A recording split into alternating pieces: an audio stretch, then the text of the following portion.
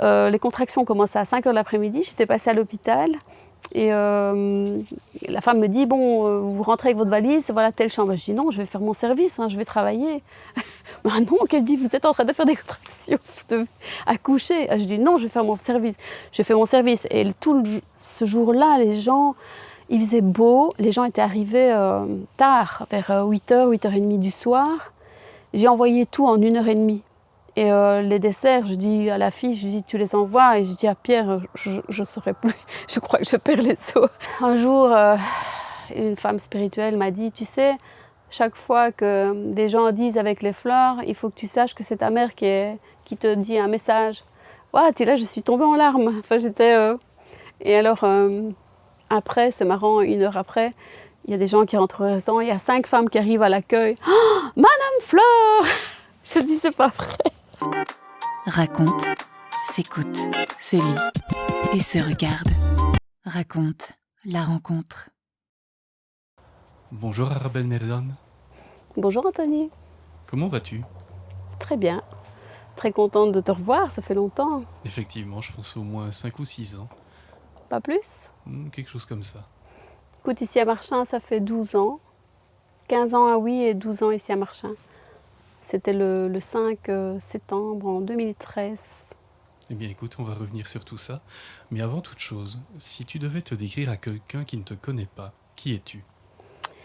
Eh bien, je suis Merlane Arabelle, une enfant de fermier. Enfin, mes parents avaient une ferme avec maman.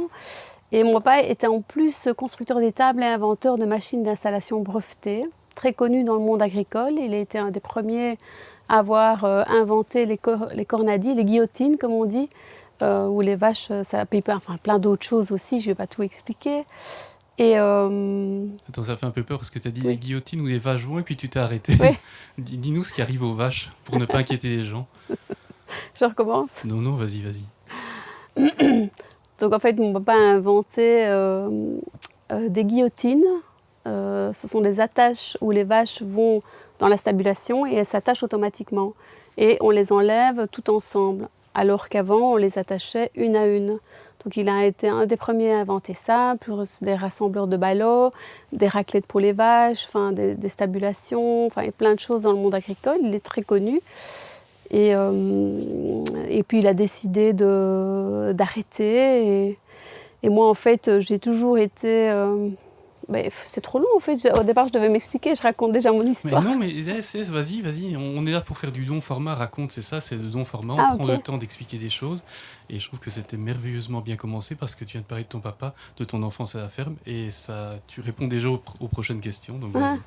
Oui, mais moi, je suis comme ça. Vas-y. Si tu m'arrêtes pas, je vais tout expliquer d'un coup. Hein. Écoute, on a 4h30 sur des cartes mémoire. On peut y aller. Je recommence ou... Non. Non, je continue? Ouais. Ok. Eh bien, étant petite, en fait, moi j'ai 3 frères et une sœur. Et moi, il y a 7 ans de différence entre la dernière, ma sœur. Ma maman a eu 3 garçons et elle n'arrêtait pas tant qu'elle n'avait pas une fille. Et puis après, moi, je suis venue 7 ans par accident, mais un accident voulu, très heureux que je sois arrivée. Et j'étais un peu livrée à moi-même et j'ai toujours joué toute seule dans la nature, dans les bois. Enfin, je faisais beaucoup des cabanes.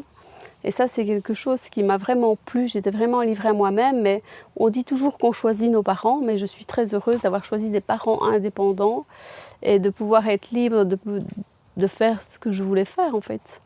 Tu grandis ici, donc on est en Belgique, dans le Condro, si je ne me trompe pas. C'était aussi ta région d'origine? Oui, je suis née à Oui et mes parents avaient une ferme ici au départ au Pont-de-Jalais et puis à Perouet ici en Condro. Et puis ils ont déménagé quand mon papa a décidé d'arrêter son métier de constructeur d'étables et de faire la ferme un peu plus grande. Il avait un peu raté l'achat de terrain. Et il s'est dit, tiens, il y avait 50 hectares à vendre à Avehof, et juste derrière Tétélessive. Et on est allé habiter là-bas, et ils ont recommencé tout à zéro, donc ils ont tout vendu. Et on a habité pendant 1 an dans un chalet, le temps de construire les tables et la maison. On a même dormi dans la laiterie quelques mois, le temps que la maison se termine. Enfin, c'était assez... j'ai vécu un peu tous ces changements, oui, l'aventure. Et puis nous avons habité là et c'est là que j'ai beaucoup joué aussi dans la nature. Il y avait vraiment un panorama, vraiment dans un creux derrière RTT. Il n'y avait personne, il n'y avait aucun voisin. Je prends quelques secondes pour vous dire que vous êtes de plus en plus à suivre Raconte sur Spotify, Apple Podcast et YouTube. Merci à vous. Pour aider Raconte à poursuivre son odyssée, prenez 2 secondes pour vous abonner, laissez une note des 5 étoiles et partagez à vos contacts. Raconte est un média indépendant autofinancé et votre participation est essentielle. Et maintenant, retour sur l'épisode. Pour donner un peu de contexte, c'était quel type de ferme? Alors, c'était une ferme où il faisait beaucoup de l'exploitation au niveau des bêtes, de l'engraissement. Maman trayait aussi, donc il y avait des vaches laitières, il y avait les deux. Et toutes des productions de petits animaux pour nous nourrir, des moutons, des cochons, des veaux, des poules. Pas de lapin, non. Et on mangeait ce qu'il y avait à la ferme et maman cuisinait merveilleusement bien. Elle faisait mijoter ses plats le matin quand elle partait traire, tout doucement. Et puis on les mangeait le midi et c'était délicieux. Des plats simples, juste 2-3 touches personnelles. Et ça, j'ai retenu. D'ailleurs, ma base en cuisine a été sa base à elle. Et je me suis beaucoup inspirée du goût. C'est vraiment, elle m'a appris le goût et surtout avec des beaux produits de la ferme. Donc c'était vraiment, on se réjouissait d'arriver à midi et cette odeur. Et puis chaque fois que quelqu'un arrivait, maman disait toujours « Allez, assieds-toi avec nous », beaucoup dans le partage et un bel accueil. C'était une femme très joyeuse, très généreuse, toujours souriante. Elle aimait la vie, mais malheureusement elle est décédée, elle avait 57 ans. Elle a dû à un stress aussi. Elle a eu une embolie pulmonaire en fait, on a eu beaucoup de maladies dans les bêtes parce qu'on a dû racheter plein des nouveaux bétails. Et beaucoup de bêtes étaient malades. Donc à un moment donné, il y a eu la parabruxellose, le coche, vache folle. Et ils ont beaucoup stressé avec ça. Et chaque changement, il y avait toujours une nouvelle maladie qui arrivait. On est vraiment mal tombé à cette période-là. Donc à un moment donné, mon papa a tout nettoyé et il a tout vendu. Et il s'est débrouillé comme ça à se reconstruire. Je veux dire, il a été démonté des étables que des gens ne voulait plus et il les a reconstruits et il a habité comme ça là-dedans. Il a reconstruit une maison avec des matériaux de deuxième main et il y a habité. Et il s'est débrouillé comme ça, juste après la mort de maman en fait. Ça a dû vraiment une période de choc et transitoire. Ah pour moi je pense que j'ai vécu tous les chocs possibles de ma vie. Je crois que je le raconte jamais parce que j'ai pas envie de raconter des choses... Enfin c'est pas négatif mais c'est des choses personnelles et puis j'ai envie que les gens apprennent à me connaître par rapport à ce que je fais, qui je suis, toujours un soleil de bonne humeur. Enfin voilà, ça a été une expérience pour moi et beaucoup de changements aussi, le fait de changer de région.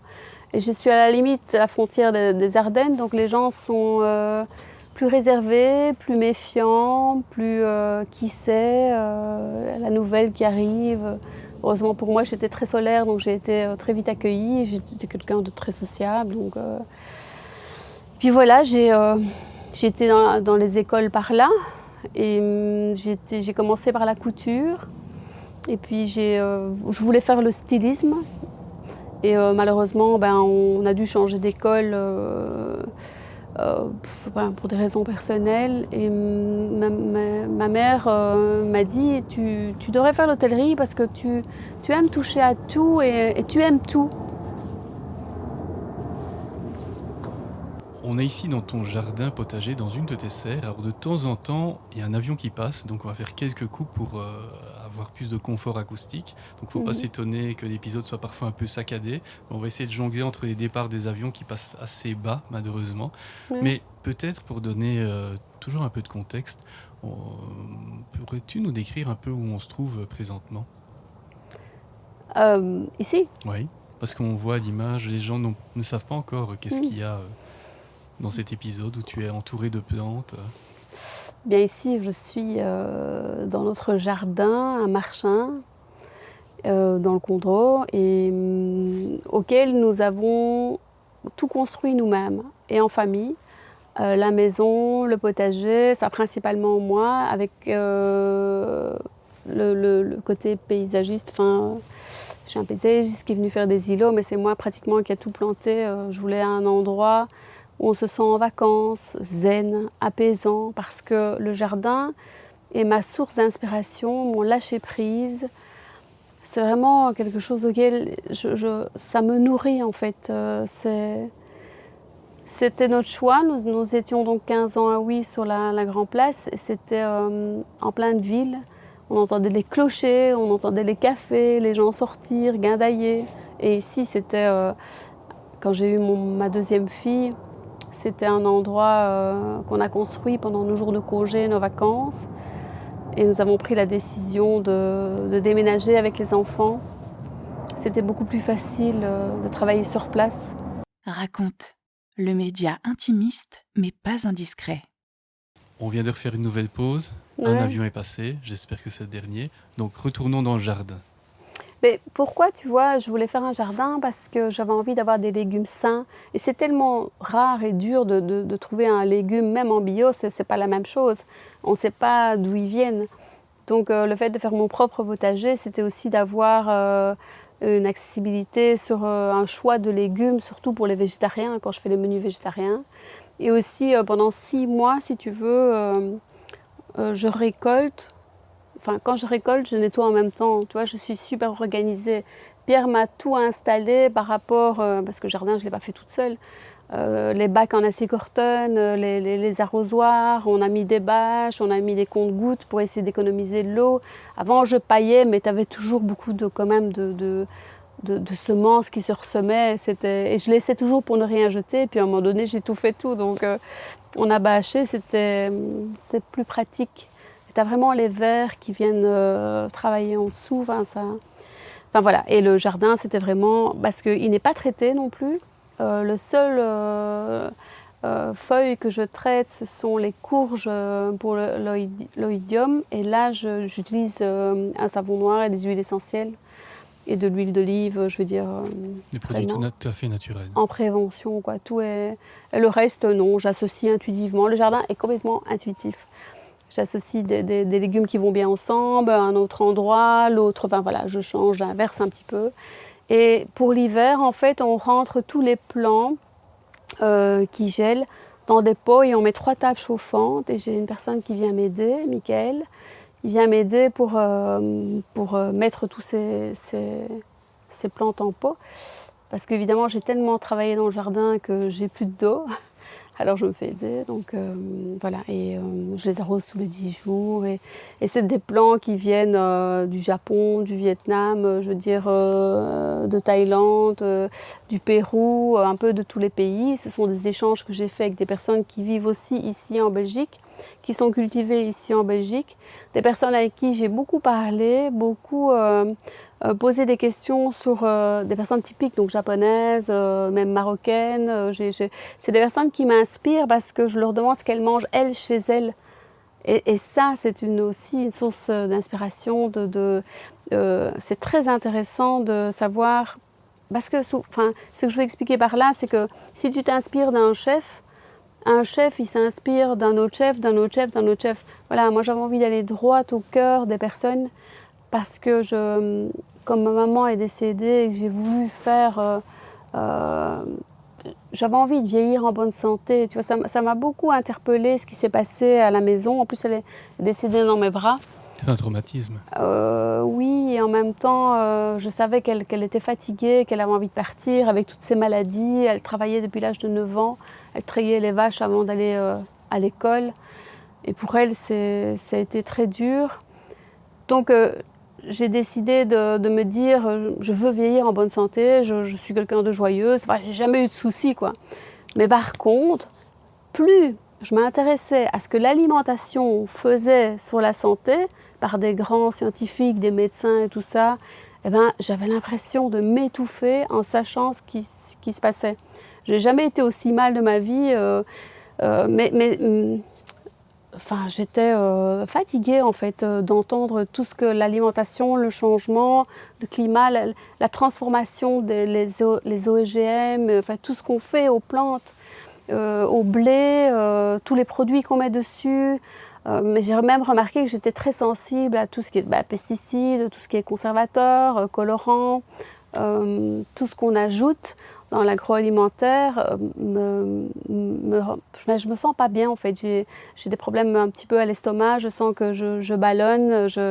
Donc je me suis intéressée à ça et je me suis donné une ligne de conduite en fait. Je mange le plus sain, le plus naturellement possible, le plus local, le plus près possible. Donc quand les choses, par exemple pour les asperges, pour les fraises, je travaille avec des producteurs locaux, des fermes qui travaillent en naturel. On a la ferme Jolie où ils travaillent les fraises, ils ne mettent pas un seul produit dessus. D'ailleurs, on doit manger les fraises directement. Mais la fraise est exceptionnelle. Donc je trouve qu'il faut faire aussi, je n'ai pas la prétention de vouloir tout faire. Je travaille un maximum ce que je fais. Je cherche des plants et des arbustes, des courges, qui font du bien à la santé en fait. C'est ça que quand je parlais avec des personnes, j'ai eu beaucoup de formations avec une amie japonaise et une autre indienne, c'était sa meilleure amie. Et on s'est beaucoup intéressé à la cuisine macrobiotique, aussi la toxicité de la plante, parce que si la toxicité de la plante, à l'air de rien, nous détruit à petits effets par les années, quoi. C'est pas direct. Donc c'est intéressant de savoir aussi comment nos anciens faisaient pour traiter les plantes naturellement, pour qu'elles soient saines. Parce que si par exemple vous prenez une graine ou un oléagineux, c'est intéressant de les faire tremper 12 heures pour enlever les tanins et la toxicité de la plante, parce qu'elle se protège pour pouvoir éloigner les nuisibles et se reproduire au printemps. Mais pour pouvoir enlever cette toxicité, il faut la tremper 12 heures ou alors la griller. Et donc voilà, c'est tout ça que je me suis intéressée. Il n'y a pas que ça, hein. Il y a plein de toxicité dans les aubergines, dans les poivrons, dans les tomates. Et alors on se dit, mais qu'est-ce qu'on fait? Qu'est-ce qu'on mange? Donc voilà, moi je revisite un peu toutes les méthodes ancestrales pour bien traiter la plante, bien les associer pour que ça soit digeste et compatible avec nous. Nouvelle petite pause, un avion est à nouveau passé, mais continuons. Bien, je pense que j'ai expliqué un peu les grandes lignes, le pourquoi je voulais faire un jardin.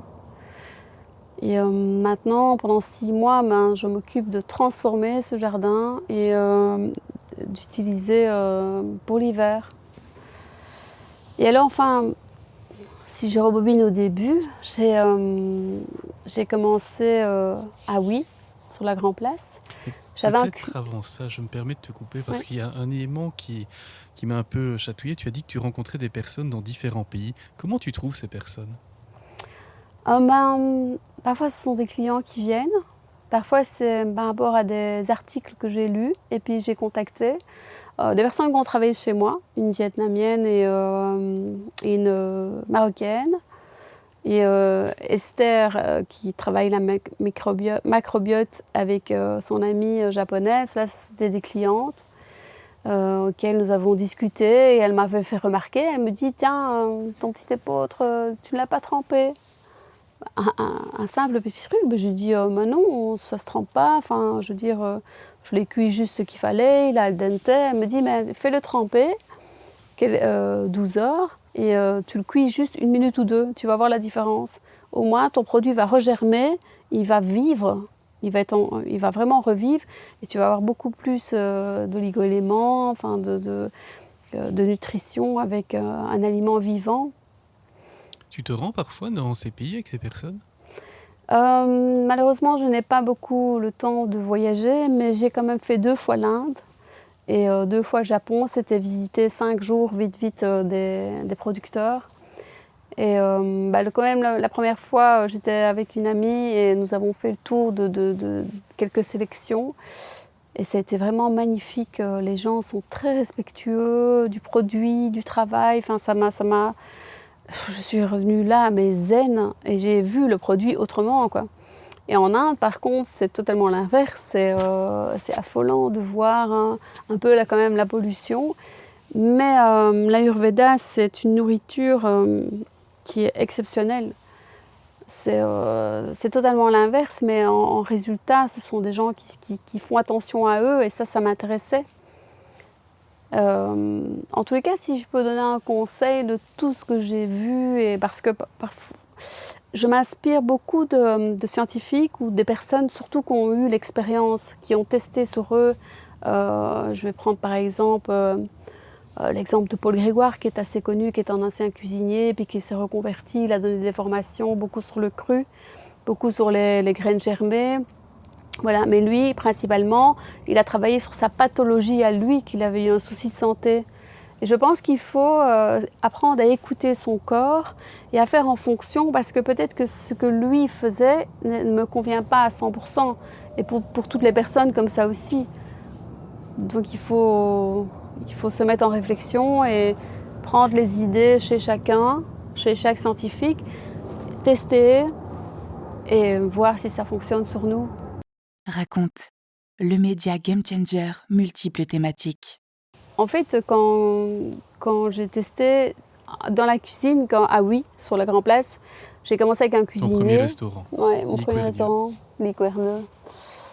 Et j'avais commencé avec un cuisinier, et j'avais repris un peu le système qui se faisait avant, avec un petit peu de grillade, des choses grillées au charbon de bois devant les gens.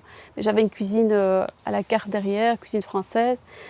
Et le cuisinier a décidé de se mettre indépendant, et puis j'ai essayé d'en retrouver un autre, parce que je ne voulais pas cuisiner à la base. Je voulais être en salle, organiser des événements, enfin j'adorais le contact avec les gens, de parler. Et puis il est parti, et puis donc j'en ai découvert un autre, mais toujours soit il fumait trop, soit il buvait trop, enfin il y avait toujours quelque chose. Je dis c'est bon, je ferme la porte, dehors, je vais en cuisine. Je me suis dit là, ça va être la meilleure place pour pouvoir gérer son propre business et pouvoir faire ses propres créations. Et donc là, j'ai arrêté de griller devant parce que c'était plus possible, parce que c'est moi qui le faisais. Et j'ai changé complètement de concept. Et tout en réfléchissant, je suis sortie sur la place verte et je me suis dit, j'adore, j'ai du caractère, je sais ce que je veux, mais quelle philosophie je vais vraiment me donner, parce que là, je vais m'affirmer, enfin, je veux être moi, je veux aller au plus profond de moi. J'en avais marre de dépendre de quelqu'un, d'être menée par le bout du nez par un cuisinier. Enfin, c'est arrivé une fois, mais bon. Une fois de trop. C'est un instant décisif. Alors je suis allée sur la place verte et je réfléchissais, j'ai demandé là-haut, je dis s'il vous plaît, je me suis dit j'espère que personne ne me voit. Et puis sur l'église Saint-Mongol, il y avait Philippe Gazon qui faisait une conférence pour la RTBF dans l'église Saint-Mongol sur l'herboristerie, les plantes sauvages et tout ça. Et quand on était petit, je me souviens bien, maman elle me disait toujours « Ne touche pas le pissenlit, le coquelicot, ça c'est pas bon, c'est pas comestible » et tout ça. Bon, on n'y a jamais touché, on les a jamais mangés, mais on ne savait pas, on n'avait pas de livre pour s'instruire. Et quand j'arrive à l'église Saint-Mongol, il commence à faire un débat là-dessus. Et c'est parce qu'il m'avait vu en veste de cuisine et il s'est dit « Bon, viens un peu voir ce que je fais », mais j'avais pas trop le temps, mais je suis quand même restée 20 minutes. Et là, je me suis dit, waouh, j'ai vu le monde autrement. Et je me suis dit, mais enfin, on est stupide de ne pas s'intéresser à ça. Et il parlait de la médecine aussi, de tous les bienfaits que ça faisait sur la santé. Et là, j'ai commencé à essayer de voir où est-ce que je pouvais trouver des formations. Et puis, je suis tombée, mon ostéopathe sortait justement avec une herboriste qui venait d'Auvergne. Ils se sont connus pendant une année. Donc je l'ai fréquenté. En fait, ce qui est intéressant, c'est qu'en Auvergne, ne sont pas toutes les mêmes plantes qu'ici. Et elle m'a appris ici, dans la région, toutes les plantes qu'on pouvait utiliser par rapport aux saisons des organes. Et là, je me suis dit, waouh, c'était... Et là, comme un enfant dans une salle de jeu, je me suis épanouie. Et puis c'est parti comme ça, en fait. J'ai commencé à faire mes infusions, enfin, toutes mes cueillettes. En fait, au départ, elle m'a appris, je parle trop vite, c'est parce que je suis tellement... Il y a de l'enthousiasme oui, en fait, quand tu parles, et ça se ressent, c'est communicatif, mais c'est chouette à voir. Que j'explique, mais bon, mais on n'a pas non plus des heures, et ce qu'il y a, c'est que ma vie, elle est longue, elle est belle et longue. Et enfin voilà, je me suis instruite sur l'herboristerie, où les cueillir, comment les cueillir, jeunes, moyennes, grandes. Et comment les utiliser, comment les travailler. Et elle m'a dit, t'en choisis quelques-unes par mois et puis tu les travailles comme il faut à fond. Et puis chaque année, tu fais ça. Sinon, si tu fais tout en même temps, tu vas oublier et ça ne va pas être la même chose. Donc le plus important, c'était vraiment de bien les reconnaître. Et voilà, j'ai fait ça. Et puis j'ai eu des amis aussi qu'on a fait connaissance aussi au restaurant, enfin qui sont devenus des amis, auxquels était lui, c'était Vincent. Enfin, c'est toujours Vincent, il est toujours là. Il faisait des balades nature, champignons. Et alors, on a fait des échanges en fait. Moi, je lui ai expliqué avec tout ce qu'on pouvait manger dans la nature. Enfin, il les connaissait déjà. Et c'est ça qui m'a aidée à les reconnaître, à continuer à la reconnaissance des plantes. Et après, on a commencé à prendre nos petits trucs pour cuisiner dans les bois. Et on a fait nos petites cueillettes et on cuisinait. Et on se prenait chaque fois une bonne bouteille de vin. On faisait ça chaque saison. Puis ça a été un peu tous les 2 mois. Et puis au début, on était 2, 4, 6, 8. Après, on s'est retrouvés à 20. J'ai même eu une fois le second chez Noma qui était venu à la découverte. C'était chouette. Et on faisait des festins et on partageait nos idées. Enfin, c'était vraiment génial. C'était pour moi une chouette découverte. Et voilà, et de fil en aiguille, je me suis intéressée à l'alimentation vive, donc de Paul Grégoire, toutes les potions magiques de l'île de Garde. Enfin, il y avait plein de... il y avait François Couplan aussi, j'ai eu une petite formation avec lui aussi, très sympathique. Il expliquait, il a fait tout un thématique et moi je cuisinais avec lui. C'était improvisé, je lui ai dit je te propose de venir cuisiner avec toi. Il m'a dit ok, pas de souci. C'était chouette, une belle rencontre. Et quand tu es dans ce premier restaurant, un peu tiny restaurant, parce que c'était assez petit, où tu faisais tout en fait, et tu es passé de grillade à cette cuisine de plus en plus végétale, quel était l'accueil de la clientèle ? En fait, c'était plus végétal, mais c'était pas 100% végétal en fait. J'ai toujours eu beaucoup de protéines, mais j'ai associé plus avec 50%. 50% protéines, 50% légumes. Et voilà, tout ce qui était végétal. Il y a un truc, on m'appelle toujours Madame Fleur. Ça me tue. C'est des gens qui ne me connaissent pas. Enfin, je sais qu'il y a un chef qui m'a un peu dit c'est Madame Fleur, mais pas du tout. En fait, j'utilise les fleurs pour la médecine douce, ça c'est vrai, pour les infusions, pour les eaux aromatisées, pour des vinaigres, pour des alcools. Enfin, je fais plein de choses avec les fleurs. Ça c'est vrai que je les travaille bien. Je ne les mets pas juste en déco. Ou alors c'est vraiment pour épicer un plat. C'est vraiment le petit point que je voulais dire avec Madame Fleur. Bon, après, c'est pas une mauvaise réputation, mais quand les gens disent je veux pas aller à Jarabel payer un repas pour manger que des fleurs, c'est blessant quand même. C'est vrai, ça fait mal au cœur. Enfin, soit un jour, une femme spirituelle m'a dit, tu sais, chaque fois que des gens disent avec les fleurs, il faut que tu saches que c'est ta mère qui te dit un message.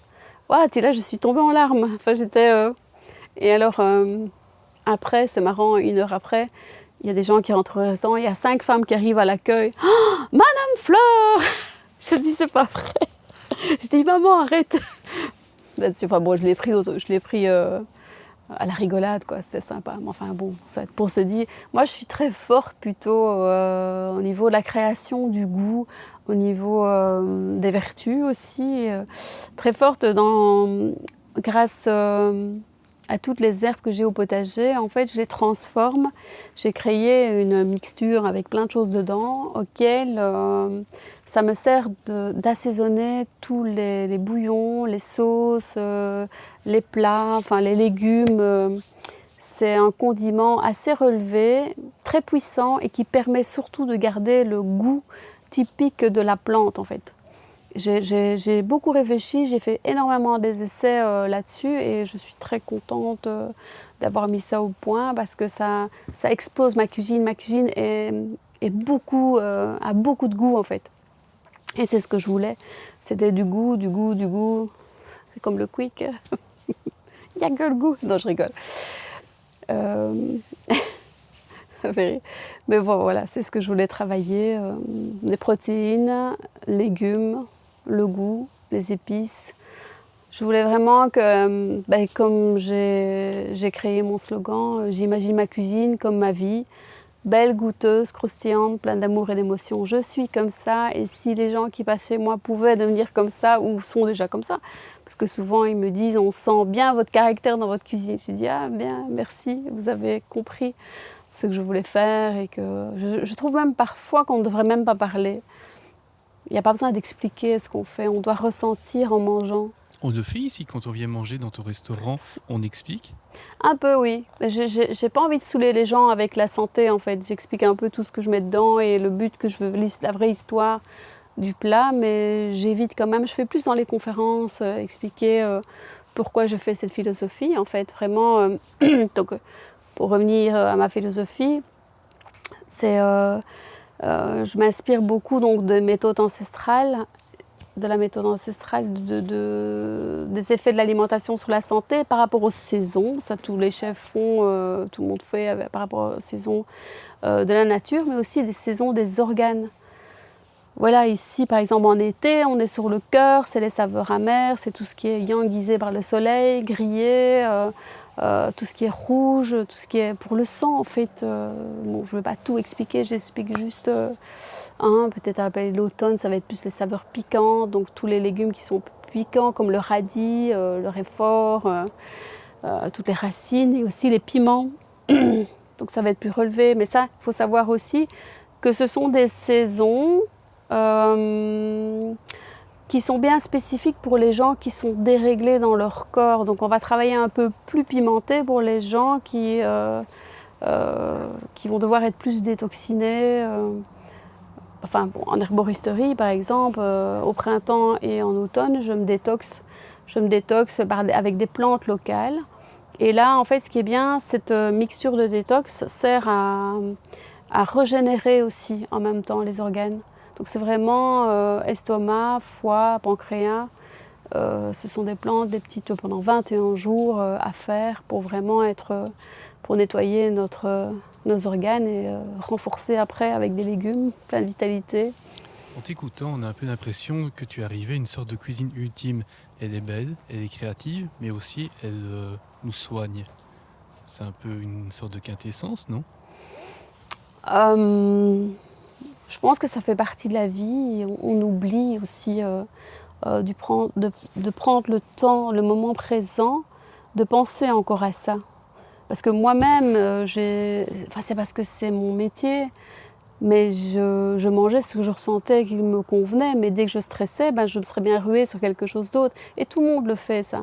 C'est réconfortant. Donc je pense, c'est ça que je voulais dire, la ligne de conduite, c'est vraiment de s'intéresser d'où l'aliment vient et comment il a été traité, par quoi il a été nourri. Est-ce qu'il y a eu des pénicillines, est-ce qu'il y a eu des antibiotiques, des vaccins, c'est la même chose. Mais c'est parce que nous, dans les fermes, on emploie d'autres termes. Mais savoir ce qu'ils ont mangé, d'où elles viennent, est-ce qu'elles viennent de loin,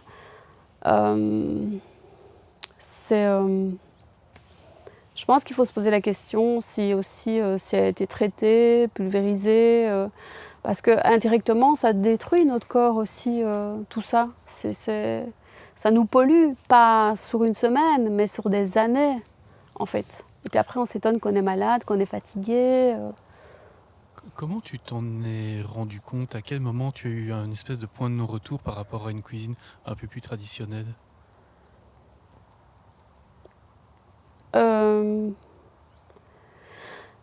C'est vraiment quand j'ai voulu déterminer mon style de cuisine.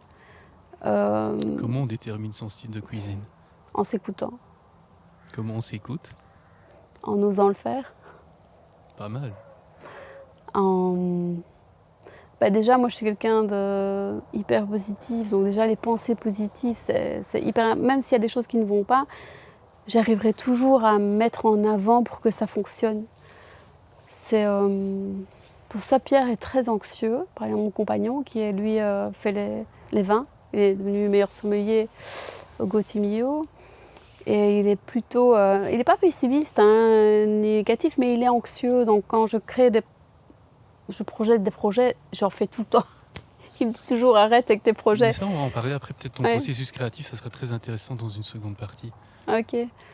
Et voilà, donc je suis toujours en train de lui dire mais non, tu vas voir. Alors je sais comment il fonctionne, donc je dois calculer par A plus B que ce que je dis est juste. Et là, il me croit. Enfin, bon, voilà. Et donc tu dois démontrer, en fait. Ouais. Une démonstration presque scientifique. Oui. Oui, parce que lui, il pense toujours que je pars dans mes rêves, mais non, mes rêves, ils sont déjà réfléchis en fait. Et j'aime avoir des objectifs et de les calculer toujours à long échéance et de pas toujours les faire trop vite, parce que sinon après on n'a plus rien à faire.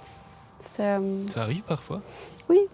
C'est vrai? Une sorte de page blanche, une assiette blanche? Ah non, pas ça, pas page, non, ça non, même pas la nuit, ça travaille, donc non, ça non, page blanche, non. C'est plutôt peut-être des excès de fatigue parce que j'exagère dans ce que je veux faire. Et c'est vrai qu'à la limite, je dis merci au Covid parce que avec le Covid, ça j'en parlais pas trop et je pense que j'en ai pas parlé beaucoup à des clients, peut-être 2, 3 que je connais maintenant, j'en ai parlé. Mais le premier confinement a été exceptionnel et je pense que ça a changé la vie de beaucoup de personnes parce que beaucoup de gens se sont remis en question en se disant tiens, est-ce qu'on connaît notre métier, enfin, beaucoup de gens ont changé d'orientation et c'est peut-être bien pour eux, pour leur bien-être. Pour nous, dans le cas, ça a handicapé certaines personnes. Mais le deuxième confinement, enfin le premier confinement est exceptionnel. On a même construit des poulaillers, on a mis des abeilles, enfin ça était déjà, mais on les a agrandis, enfin, on a mis tout en place. Il faisait beau, en plus il y avait plein de soleil. Mais le deuxième confinement, là j'ai été attrapée en fait, j'ai eu le Covid. Moi j'ai fait aucun vaccin, je suis anti-vaccin. Je voulais pas en faire, j'avais envie que mon corps se défende tout seul. Et j'ai eu un peu dur parce que comme j'étais quand même, enfin on ne peut pas dire dans un excès de fatigue, mais je sais que j'aurais pu tomber là parce que j'exagère. Et la vie, avec le Covid, m'a dit « Arabelle, redescends, calme-toi, apaise-toi, zen, vis le moment présent. » Ça m'a fait beaucoup réfléchir et j'ai quand même eu, j'étais un peu paralysée des muscles, j'ai eu mal au dos, j'ai perdu le goût, l'odorat pendant 2 ans. C'est difficile dans ton métier pour de moi. Oui, j'ose en parler, mais je pense que l'habitude de chaque fois assaisonner mes doigts, si je perdais mes mains. Et puis après, je faisais goûter. Et Pierre me disait, mais ouais, pourquoi tu fais toujours goûter? Il me dit, Claire, j'ai plus trop de goût. Donc, en fait, ça ne t'a pas fait peur dans ton métier de te dire que ça va peut-être jamais revenir? Non, j'avais espoir que ça revienne. Oui, donc la Ça est revenu positivité, doucement. elle est costaude. Et maintenant, par exemple, encore au jour d'aujourd'hui, l'odorat n'est pas revenu à 100% par contre. Mais je sais pourquoi. Parce que dès que ça va un peu mieux, j'exagère toujours, quoi. Je recommence à travailler. Comme si je n'avais pas compris, il faut que je délègue, il faut que j'apprenne, enfin j'apprends à déléguer. Ça pour moi c'est un peu dur parce qu'en tant cuisine intuitive et tous les plats sont très personnels. Donc, mais voilà, j'ai vraiment une chouette équipe qui comprennent, qui travaille super bien. Donc quand je délègue, ils comprennent très vite. J'explique le plat, ils le refont, je regarde s'ils s'organisent bien et puis je les laisse no stress. Je ne peux pas stresser, je ne veux pas stresser et je veux que personne n'amène du stress. Si quelqu'un me stresse, soit je le change parce que j'adore développer le potentiel des gens. Je leur demande de s'organiser autrement et s'ils ne veulent pas, s'ils sont un peu têtus ou si je sens que pas compatible. Ça va pas le faire, oui, voilà, je leur demande de partir. Bon, il y en a qui parfois qui veulent pas partir et ils attendent leur C4, mais bon, enfin voilà, c'est. C'est des métiers très difficiles aussi, c'est oui. Comme la haute gastronomie, c'est pas fait pour tout le monde, c'est exigeant. Ça n'arrive pas souvent, heureusement, parce que je pense le fait d'être quelqu'un de très calme, et j'explique bien les choses. Mais c'est vrai que tout est dans les yeux, moi en fait, c'est comme mon père. Tout est dans les yeux, donc soit tu écoutes, messieurs, ou soit je crie rarement, mais quand je crie, on m'entend. Et tout le monde est surpris parce que je crie jamais. C'est vrai qu'on a du mal à t'imaginer crier en cuisine, surtout que c'est une cuisine ouverte. Oui, ouverte. Ouais. Mais je fais jamais quand il y a des clients. Enfin, c'est peut-être arrivé une fois, mais non. Donc voilà, enfin tout se passe bien. C'est une question de contrôle. Et vous êtes beaucoup? On est 7 avec moi en cuisine, oui. Okay. Pour un restaurant de combien de couverts? 35, on peut monter jusqu'à 40, mais on fait souvent 35, 36. Ouais. Bien. Est-ce que tu as, donc peut-être qu'on n'a pas bien compris, tu as eu 2 restaurants, un premier dont on a parlé précédemment et 2 restaurants actuels dans lesquels nous nous trouvons. Pourquoi à un moment tu as changé? Tu étais d'abord en ville, maintenant ici on a dit on est dans la campagne. Pourquoi c'était passer un cap? Au départ, on pensait rester à Oui parce que c'était petit et il y avait quand même 24 places. Je travaillais presque seule en cuisine. Enfin, je formais chaque fois ma plongeuse en disant allez, tu nettoies les légumes là, tu décortiques les homards, les langoustines. Je lui montrais comment il fallait faire et elle m'aidait beaucoup, quoi. Et donc pour finir, on était 2 en cuisine. C'était un peu mais Mais à 2, c'est rude quand même. du matin au soir, je faisais tout, quoi. Les pains, les mignardises, tout moi-même. Et j'ai eu des journées, franchement, très lourdes, très dures. Enfin, je me suis fait opérer des varices d'ailleurs parce que c'était trop, tout le temps stagné à la même place parce que même pas je bougeais, quoi. Et puis on a construit, je vous dis, pendant nos jours de congé, notre but c'était d'avoir un jour une petite maison à la campagne. Et on a cherché un terrain, et puis on a trouvé ceci. C'était un terrain familial aux parents de Pierre qu'on a acheté. Et puis on a construit petit à petit. Et c'est là que je faisais mes formations aussi d'herboriste. Avec l'herboriste, on avait construit le chalet. Et on les faisait là. C'était magnifique, c'était gai. Et puis On revient quand aux la cabanes maison... que tu disais quand tu étais petite. Construire des cabanes, le chalet, des Ouais. cabanes, c'est un peu un leitmotiv. Ouais, c'était chouette. D'ailleurs, on aurait pu faire un grand chalet ici, ça m'aurait bien plu d'ailleurs. Juste un chalet. Je pense que ça reste toujours un rêve dans le coin de ma tête. Je rêve toujours d'avoir un chalet dans le fond du jardin. Enfin, un grand bison chalet. Enfin bon, et quand j'ai eu ma deuxième fille, c'était un peu petit en fait. On avait un tout petit studio au-dessus du resto. Et ça devenait... Mais on était bien organisés parce que le fait d'être sur place, j'allaitais pendant 22 mois. J'allaitais avant le service, avant 19h, et puis après 22h, donc c'était toutes les 3 heures. Et puis là, Pierre la prenait un petit peu sur lui pour qu'elle digère, et puis on la mettait avec le babyphone webcam en dessous. Enfin, on s'est débrouillé et les gens trouvaient ça beau parce qu'on a toujours été très nature. Puis enfin, le lien quand la maison a été finie aussi, ici, Pierre a dit c'est bon, on déménage ici. Mais 15 jours après mon accouchement, quoi. Il a pris le tracteur avec la benne et le truc. Il est descendu à Oui sur les grands places. On a déménagé tout notre privé du resto et on est venu habiter ici pendant 3 ans. Et la maison n'était pas finie, même pas de cuisine, il n'y avait rien. Donc on a vraiment squatté. Le jardin était un peu plus petit, il était jusqu'au chalet. Donc il y avait un tiers. Puis chaque année, ça a agrandi le jardin parce que... Voilà. Raconte la forme avec le fond. On vient de faire une nouvelle pause, un nouvel avion. On ne sait pas où il va atterrir. Mais voilà, continuons. J'en étais où? Au déménagement Ouais. du Iquerneux avec le tracteur et l'aménagement ici L'Iquerneux. d'une cabane. Iquerneux, j'arrive pas, désolé. L'Iquerneux, Ça veut dire quoi, en fait? c'est le sonneur de corps, en fait. C'est le monsieur qui criait sur la grande place pour annoncer les bonnes et les mauvaises nouvelles. Ok. Et c'était comme au coin de l'hôtel de ville, ça a toujours été symbolique à Oui, il fait partie des symboles qui sont sur le Bassignan. Enfin, c'est très populaire à Oui. Il y a eu des points historia, d'Iquerneux. Et pourtant, toi, tu ne cries pas. Ah oui, non. Paradoxe. Ouais. Déménagement. Et donc, le déménagement, nous avons habité ici 3 ans. Et puis, le fait de faire des trajets tout le temps et de faire garder les filles, je pense que c'était le pire chose qu'on pouvait faire. C'était difficile. Et puis, ils n'en avaient pas dire marre de voir papy et mamie, c'est pas vrai, mais ils avaient envie de nous voir, quoi. Et tandis qu'on était sur place, c'était beaucoup plus agréable pour elles. Et puis, elles venaient nous dire au revoir avec leur doudou devant les clients. Les clients trouvaient ça super mignon. Mais pour finir, j'ai eu la bonne idée de réfléchir à faire le restaurant ici tout près. Donc on pensait reconstruire un petit annexe et faire le restaurant. Et puis Pierre me dit « Oh non, jamais, je veux personne dans mon privé. » Aïe, aïe. Puis, encore une fois, je suis allée voir le comptable, le banquier, le notaire, tout le monde pour essayer j'ai demandé à la région wallonne pour voir si c'était possible aussi. Mais on voulait faire aussi petit que Oui, quoi. 24 personnes. Puis ils étaient tous hyper favorables d'avoir un restaurant ici à Marchin.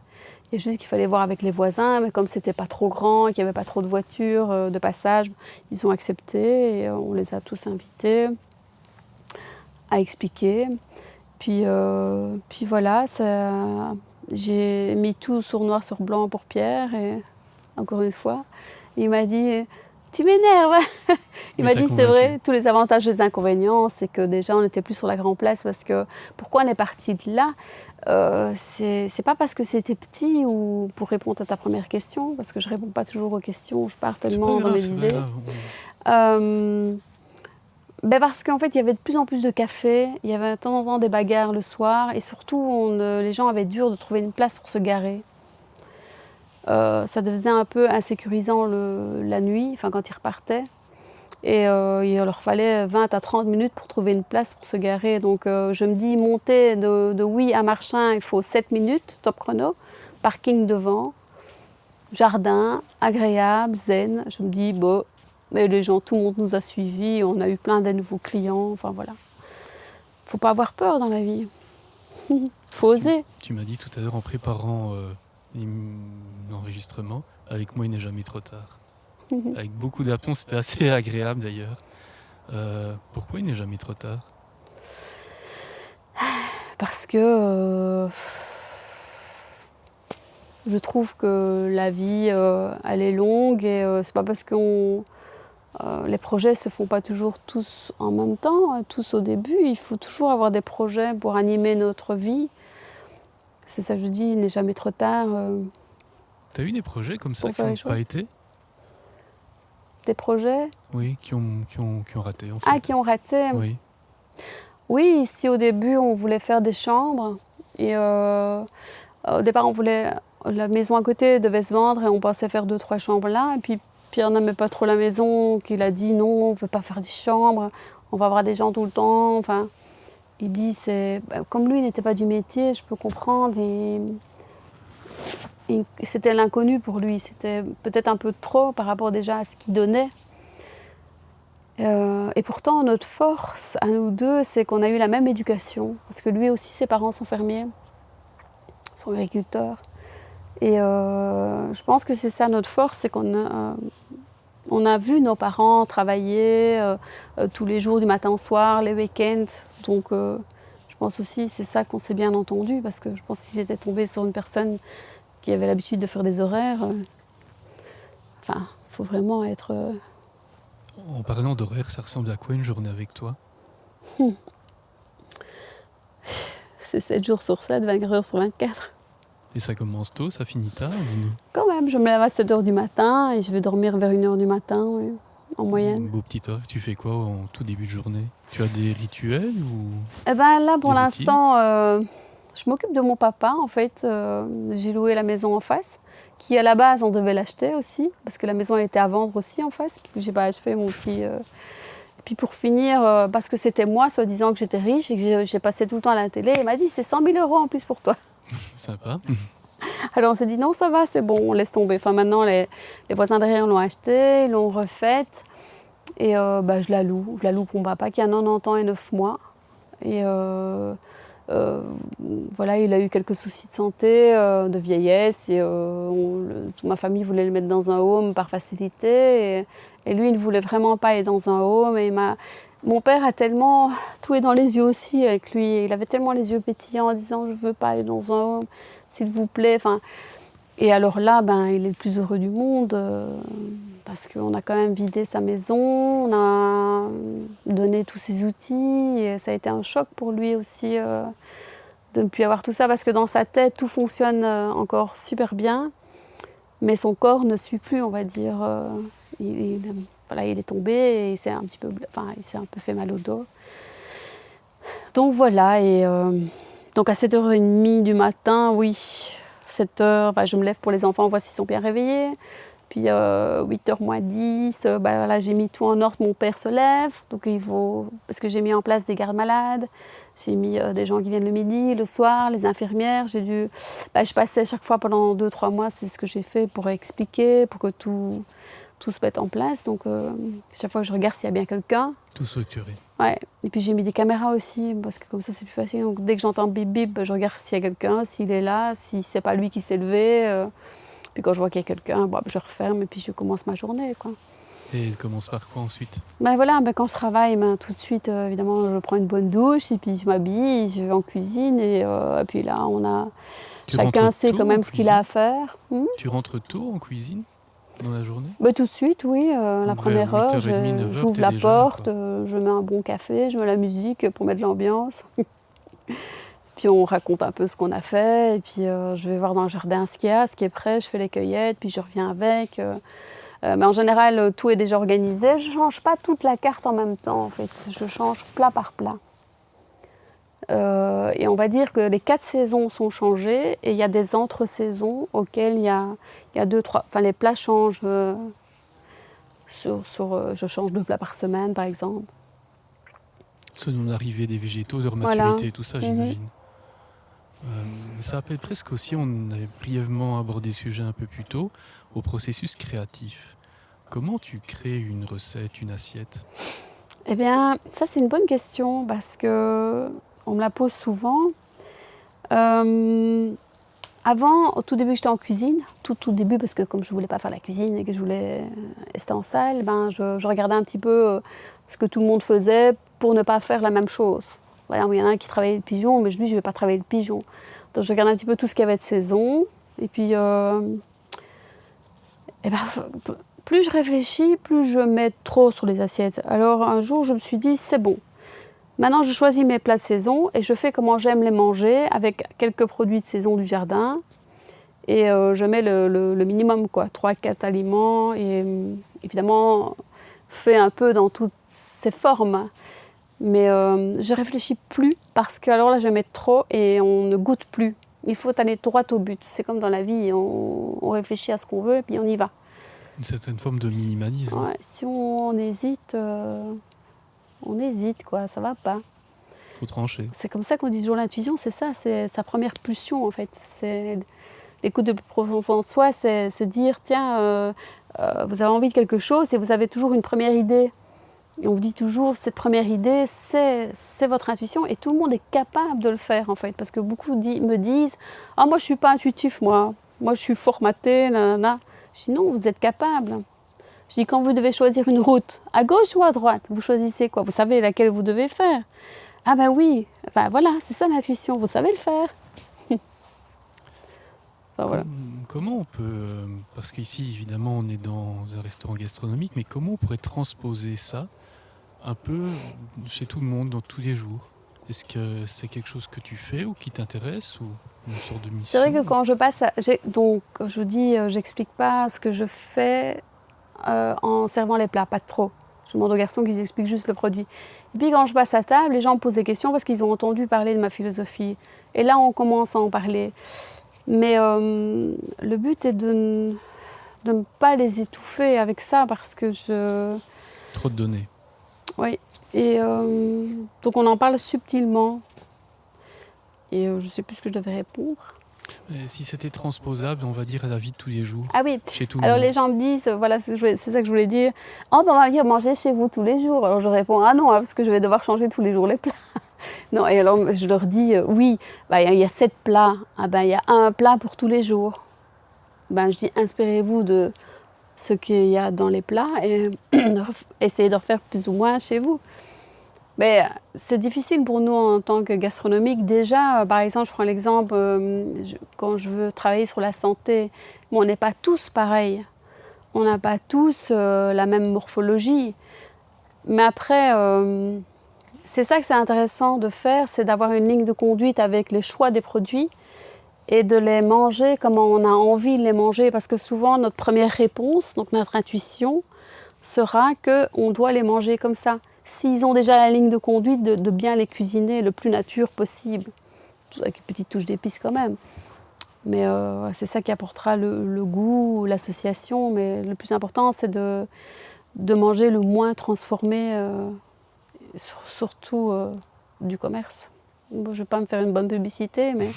Et c'est quasiment mission impossible ici en 2025. Ouais, je sais. Parfois, là, j'essaie un peu de faire attention, de manger un petit peu moins gras parce que voilà, j'ai tellement goûté, et debout, à un moment donné, ben, on prend un peu du poids, quoi. Alors je me dis, je vais manger un peu moins gras, mais on est parti une journée au Salon Maison Objet à Paris, ben c'est difficile de manger, je veux dire, une salade. Enfin, c'est compliqué dans des cas comme ça, enfin, Est-ce qu'il n'y aurait pas presque une place à prendre de développer cette cuisine, mais de manière, je vais dire, en la vulgarisant un petit peu, mais pour que ça soit disponible à plus grande échelle? Je pense que déjà, c'est difficile de changer les habitudes des gens. Et par exemple, parfois, au début, je donnais beaucoup des conseils. Puis les gens me disaient Arabelle, nous, ça va, on mange ce qu'on veut, ça va. Alors je me suis dit, c'est bon, Arabelle, arrête de donner ton énergie, fais ce que tu ressens et montre l'exemple.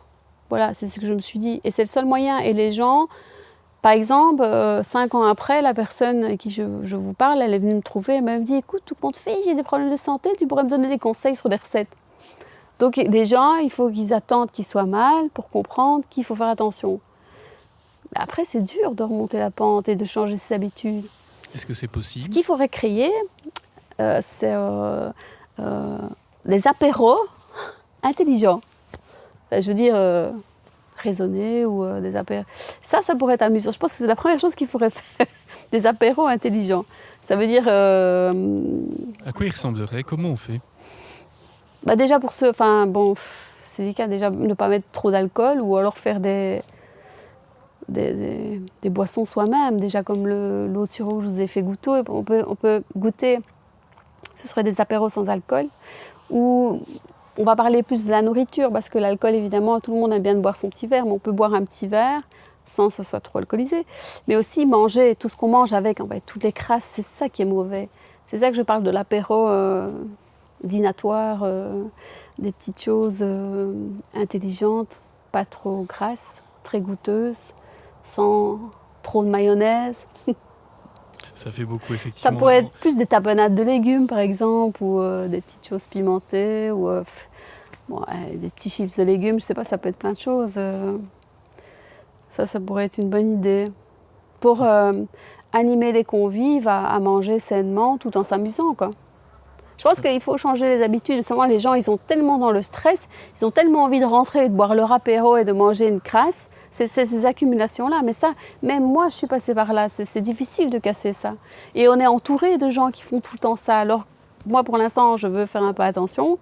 Ben, j'ai super dur, quoi. Je dois m'éloigner des gens. Je dois me mettre dans mon cocon pour pouvoir le faire. C'est presque se couper socialement par certains aspects. Mais quand je le fais, je vous jure, dans ma tête et dans mon corps, comme quand j'avais 20 ans, c'est impressionnant. Et j'appelle ça un régime vitalité. Après combien de temps? Déjà après 7 jours, il y a un fameux résultat. Donc 7 jours en mangeant des chips et légumes et pas trop d'alcool? Non, pas les chips et légumes, même pas. Même pas? Non, en mangeant des fruits et légumes. Ok. Quels fruits et légumes? Ah ben ça, c'est mon secret. Oh. Non, mais c'est principalement, par exemple, il y a des fruits et légumes rouges, ça va être plus basé, on va travailler sur le sang. Donc ça va être pour nettoyer le sang et régénérer en même temps. On va partir sur les légumes oranges, jaunes et tout ça. Ça va être pour la peau, pour les cellulites, pour tout ça. Tous les légumes, certains légumes verts, on va faire tout en même temps sur l'estomac, sur les intestins, sur le foie. On va travailler tous les organes en fait pendant 7 jours. Et il y a un rythme, il y a une sorte de rituel? Oui. Ok. Et ça, c'est quelque chose que tu as... J'ai testé en fait. Oui. J'ai écouté des gens parler, des gens qui avaient... J'ai eu un témoin d'une personne qui est quand même assez connue dans le bâtiment, on va dire. Il m'a donné... on parlait de la santé et il aimait bien venir manger chez moi parce que je faisais fort attention à tout ça. Et il m'a dit, votre cuisine est vraiment agréable et elle est juste. Il dit, moi, j'étais bourrée d'arthrose, de tendinite, de tout ce qu'on peut. J'étais presque paralysée. J'étais à l'âge de ma pension. Ma femme commençait. Évidemment, moi, il me dit, j'avais une grosse entreprise, je suis beaucoup sortie, j'ai fait des restaurants, j'ai bu beaucoup de vin et tout ça. Et il dit, j'étais condamnée en chaise roulante. Ça m'a choquée, alors que j'allais prendre ma pension. Alors il me dit, je me suis beaucoup documentée, j'ai trouvé un scientifique allemand, j'ai lu son livre. Et j'ai suivi à la lettre ce qu'il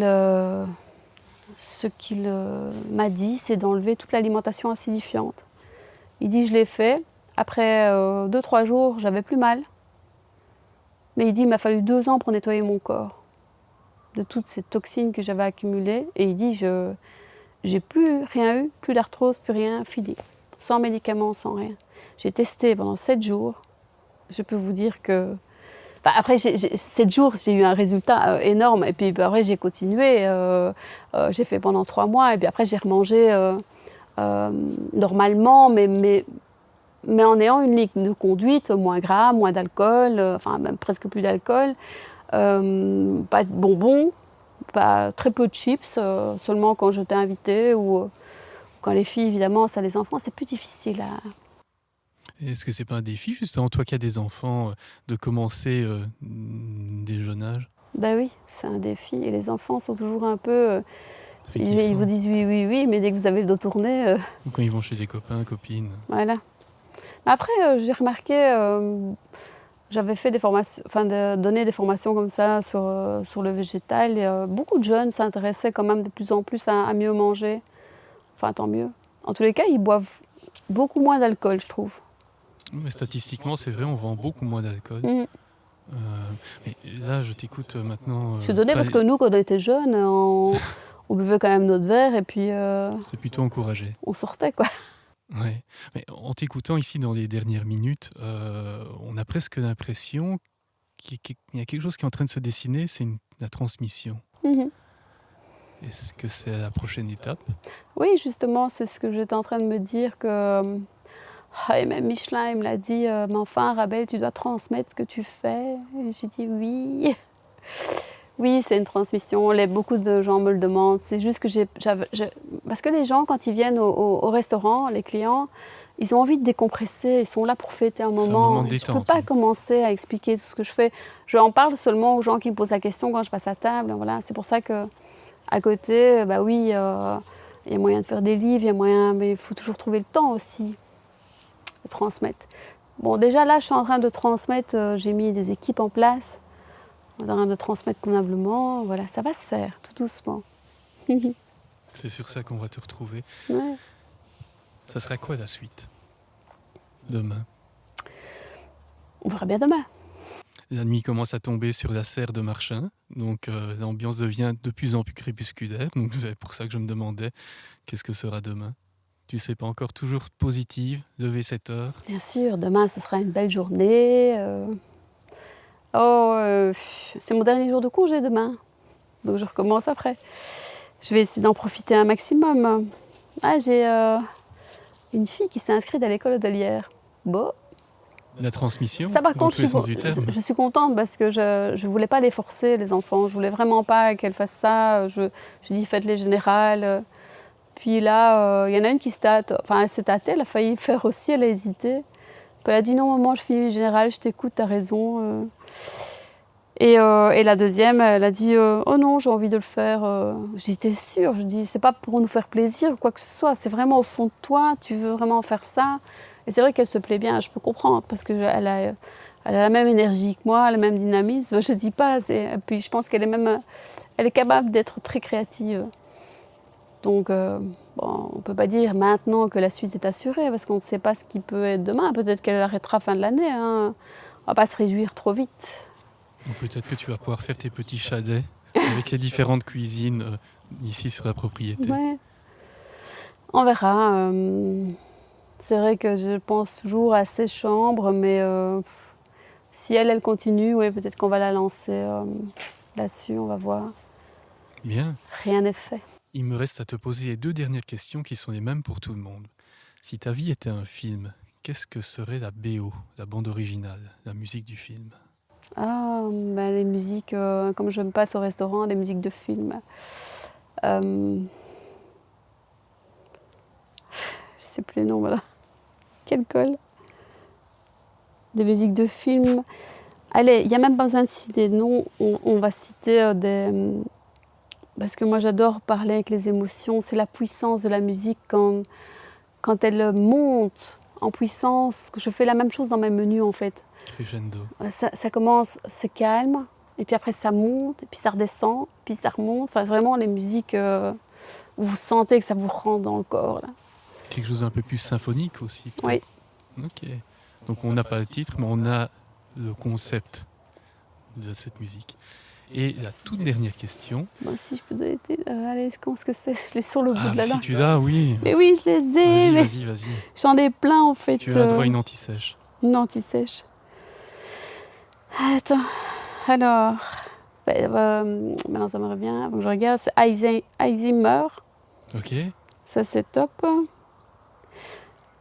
Il y en a plein. City of the Sun.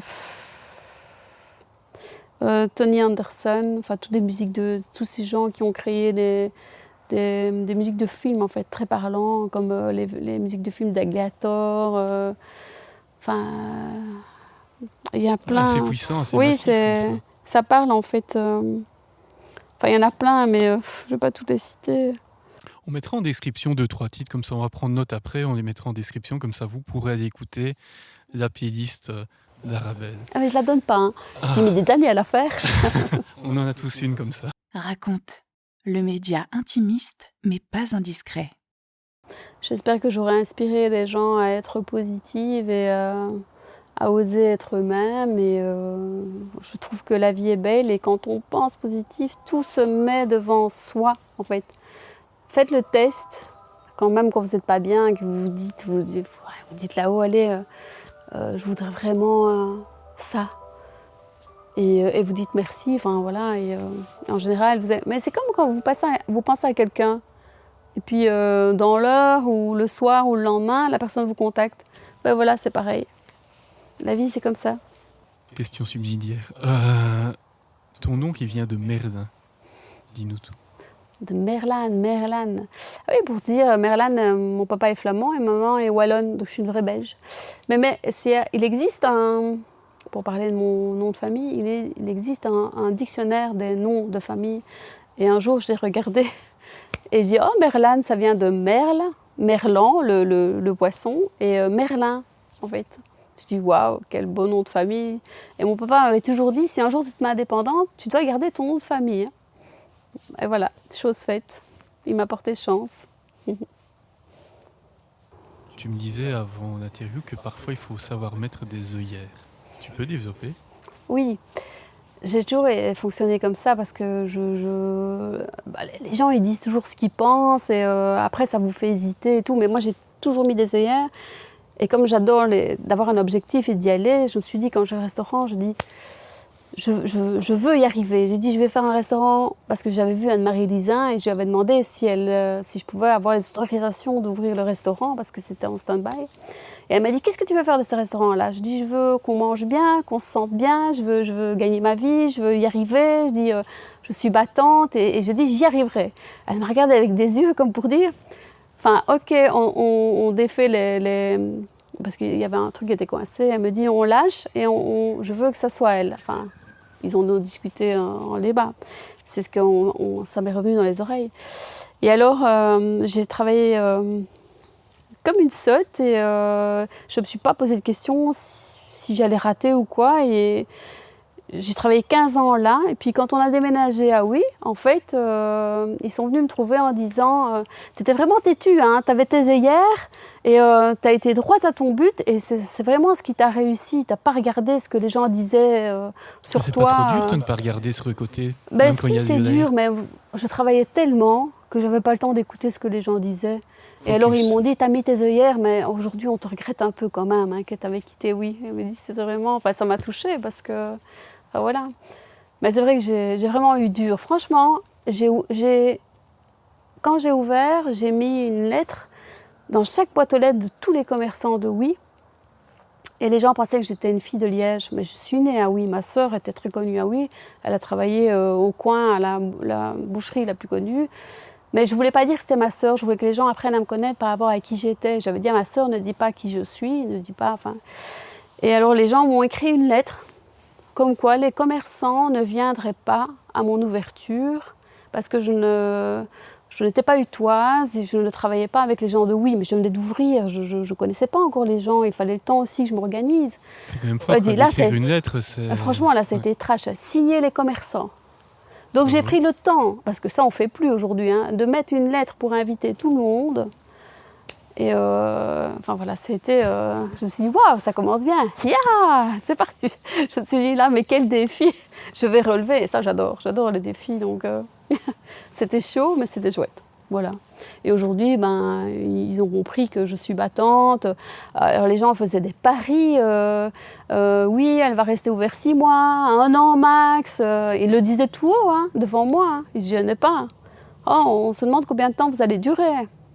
Bah, ça te casse pas. Ça m'a marqué. Je crois que j'ai encore la lettre, je veux dire, qu'il m'avait écrit. Je ne sais pas où je l'ai mise, mais je l'ai gardée en souvenir. Je me suis dit, un jour, si j'écris un livre, je vais le mettre dedans. C'était trop... C'était trash, quoi. Et je suis restée la tête haute. J'ai rencontré un ami qui avait une pizzeria dans le coin, Tony, qui, au fil de l'aiguille, on a fait amitié. Et c'est lui qui m'a beaucoup ouvert les yeux aussi sur les gens. À la limite, c'est lui qui me racontait. Et de fil en aiguille, on est devenus vraiment les meilleurs amis du monde. Et il a gardé mes enfants. Il m'a conduit à l'hôpital quand j'étais... parce que j'ai travaillé jusqu'au dernier jour. Hein. J'étais debout dans ma cuisine. Les contractions commençaient à 5h de l'après-midi. J'étais passée à l'hôpital.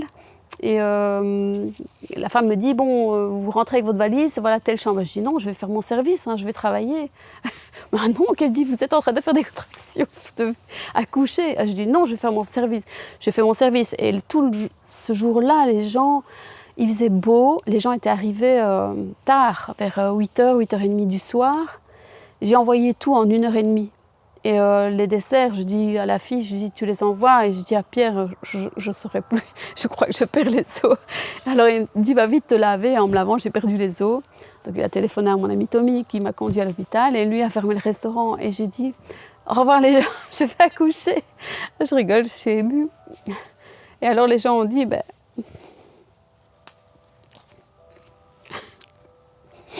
mais Pierre, ferme le restaurant et va avec ta femme. Enfin voilà, c'est... avec ta femme accouchée et ils se sont tous dépêchés. Enfin, c'est rigolo. Enfin, je peux dire que j'ai beaucoup travaillé. Et malgré tout, j'aime la vie et j'ai encore envie de faire plein de choses. Enfin voilà. J'espère que je serai inspirante pour certaines personnes. La vie est dure, mais elle est belle. Si elle n'était pas dure, on s'ennuierait. Belle conclusion. Enfin, voilà. En partie, mon histoire. Mais bien développée, bien construite. Ah là là, Entre deux avions. quelle affaire. Ça va? Ouais. Bon. Ok. Tu vas me choir, j'en ai. Attends. Non, ça va. J'en ai, c'est gentil. Ah là là. Je ne voulais pas te faire peur. Quelle vie de fou. Par contre, maintenant, ce qui est dur, c'est de faire l'inverse. C'est de ralentir les machines. Oh, ça, c'est dur. Parce que j'ai toujours envie de faire plein de choses. Si je pouvais avoir plusieurs vies, il faudrait plus d'heures dans une journée. Je ne sais pas pourquoi, j'ai cette énergie de profiter de la vie. En même temps, Tu n'as jamais eu une sorte de réponse? Non. Une intuition? Je suis pire que ça, je suis passeuse d'âme. C'est quoi? Passeuse d'âme, c'est sentir les gens partir. Je vois quand les gens vont partir, en fait. Je le sens. Mourir? Oui. Je peux aussi un peu les retenir. Ça, c'est rare dans les passeurs d'âme. Ouais. Comment on fait? Mais ça, c'est beau aussi, parce que vous parlez c'est ça que je vois plus loin que certaines personnes. Je ne vois pas que leur potentiel ni leur intuition, je vois encore plus loin, je vois dans l'âme des gens. Je sais les décrire et ressentir les gens, mais bon, ça, je ne leur explique pas, évidemment. Comment ça se matérialise? Juste les respecter et peut-être les orienter parfois sur leur chemin sans les obliger. Juste leur donner des possibilités, des choix. C'est ce que j'ai fait avec mon homme, je lui laisse le choix. C'est pour ça que je ne l'ai jamais obligé à faire quoi que ce soit. Je lui ai toujours laissé le choix. tout en donnant mon opinion, je veux dire, par rapport à mes projets et tout ça, ou des projets que lui pourrait faire, par exemple. Et tu vois ça sur tout le monde? Beaucoup, oui. Donc même des inconnus? Parfois, oui.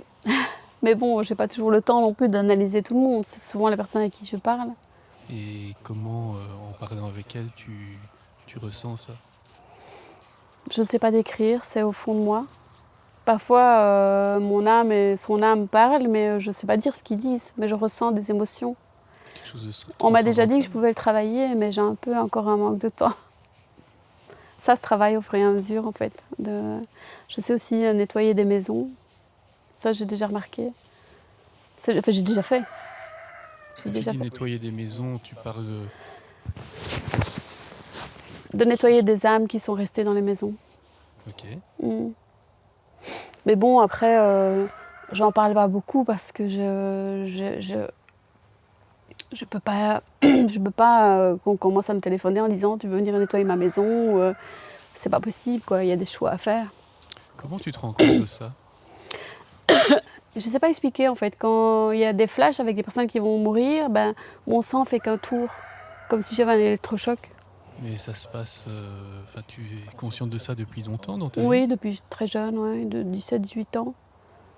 Déjà peut-être avant, mais je ne réalisais pas. C'est en parlant avec des gens que j'ai entendu parler que je me suis dit, tiens, oui, j'ai ça aussi. Et j'ai été trouver des magnétiseurs pour comprendre ce que c'était aussi et m'expliquer. C'est ça qu'ils m'ont dit que j'avais le don. Et j'avais plusieurs dons aussi. J'ai coupé le feu aussi. Ça, je le fais pour moi. Et certaines personnes, quand ils se coupent, C'est quand quoi ils se pour brûlent. quelqu'un qui ne saurait pas ce que c'est? Couper le Couper feu? le feu, ben, c'est couper les brûlures, le mal. Mais bon, j'ai expérimenté sur moi et sur des personnes qui s'étaient brûlées légèrement. Après un quart d'heure, ben, c'est passé. Ben, j'ai pas dit que je le fais. Je l'ai fait discrètement. Après, j'ai demandé, après une demi-heure, j'ai dit, vous avez encore mal? Il dit, non, ça va. Je Donc dis, tu ouais, agis comme ça ça un marche. peu de manière bienveillante, Oui, en voilà. embuscade. Mais Ok. les gens qui sont autour de moi, quoi. Ok. Donc, Maintenant, quand peut-être même- qu'un jour, quand je serai vieille, j'exploiterai un peu plus mon don pour aider les gens autrement. Mais d'abord, maintenant, je me pose et j'aimerais bien un peu m'occuper de moi. Prendre un peu du temps. Je ne sais pas si... Peut-être que je ne sais pas ce que c'est. de s'occuper de soi. Oui. Parce que je le fais, je pense que je le fais en même temps que aider les autres. Je le fais, ça me plaît. Si je me sens bien, je pense que c'est s'occuper de soi quand on se sent bien. Non? Enfin, voilà. Bon, je vais pas tout dire, hein. Tu as déjà dit beaucoup. Oui, j'ai déjà dit beaucoup. C'est des choses vraiment que je parle pas souvent. On arrête ça? Yes. Allez, on va monter entre les avions. Merci beaucoup, Arabelle. C'est vrai que les avions ne passent plus maintenant.